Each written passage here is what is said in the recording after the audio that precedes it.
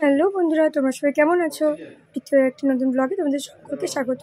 তো দিনটি ছিল রবিবার 16ই জুন, বাবার অপারেশনের পরের দিনে। তো এখানে আমি আছি স্বস্তিক নার্সিংহোমে। তো বাবার অপারেশন হয়েছিল 15 তারিখ রাত্রিবেলাতে। রাত্রি কথা ছিল 8টার সময় হওয়ার, কিন্তু ডক্টর যেহেতু আসতে দেরি করেছিলেন সেহেতু অপারেশন শেষ হয়েছিল মোটামুটি ওই 12:30-1টার সময়তে, অনেক রাত্রি। তখন আমি বাড়ি চলে আসি। তারপরে আমি সকালবেলাতে একদম সকাল পৌঁছে যাই বাবার কাছে।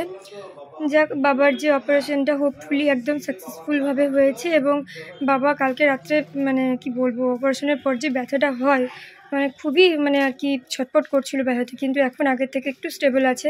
তো আমরা এদিকে বেরিয়ে যাচ্ছি, কারণ বাবা বলল মানে অপারেশন তো অনেকক্ষণ হয়ে গেছে, তো ডাক্তার বলল যে কিছু খেতে হবে। তো সেই জন্য ডাক্তারের পারমিশন নিয়ে এই রোদ্রের মধ্যে আমরা যাচ্ছিলাম বাবার জন্য চা আনতে।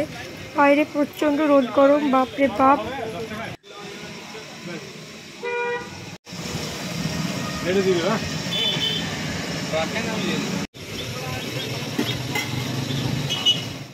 ওদিকে যিনি ভাইটি আমাদের, উনি চা বসিয়ে দিয়েছেন।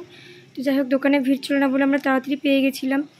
আর চাটা খুবই হালকা করে করতে বলেছিলাম, কারণ যেহেতু অপারেশন হয়েছে সেই জন্য কোনো কিছুই বেশি মিষ্টি দিয়ে খাওয়া যাবে না। আর আদাও দিতে বলিনি, জানি না আদা দেওয়াটা ঠিক ছিল কি না, কিন্তু জিজ্ঞেস করা হয়নি তাই দিতে বলিনি। তো যাই হোক, আমাদের চা নেওয়া হয়ে গেল। আমরা এবার চলে যাচ্ছি নার্সিংহোম। তো নার্সিংহোম চলে আসার পর শ্বশুরমশাইকে আমার বর চাটা দিল। তো যাই হোক, চায়ের সঙ্গে বিস্কুটটাও দেখি দিয়ে দিই, কারণ অনেকক্ষণ না খেয়ে আছে তো কাল থেকে, খেতে পাবে। তো সেই জন্য দুটো বিস্কুট দিয়ে বাবাকে চাটা দেওয়া হলো।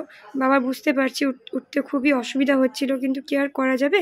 আর এই সময় একটু কেয়ার ভালোবাসা প্রত্যেকেরই প্রয়োজন, যাতে সে তাড়াতাড়ি সুস্থ হয়ে যেতে পারে। দিনটা তো ছিল আমাদের অ্যানিভার্সারি, বিবাহবার্ষিকীর দিন, কিন্তু ভালো লাগছিল না, কারণ বাবার এরকম পরিস্থিতি ছিল, একদমই ভালো লাগছিল না। তো সেই জন্য আর কি মনটাও ভালো ছিল না, তাই সেরকমভাবে আমরা কোনো কিছু সেলিব্রেট করিনি।